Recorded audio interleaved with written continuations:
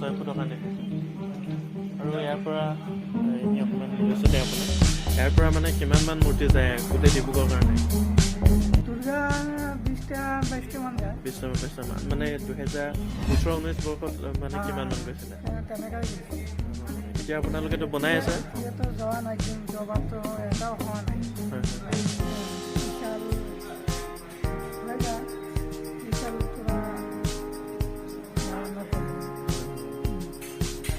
এতিয়ালৈকে এনেই এইবিলাকে মূৰ্তিবিলাক বনাই আছোঁ, বনোৱা হোৱা নাই।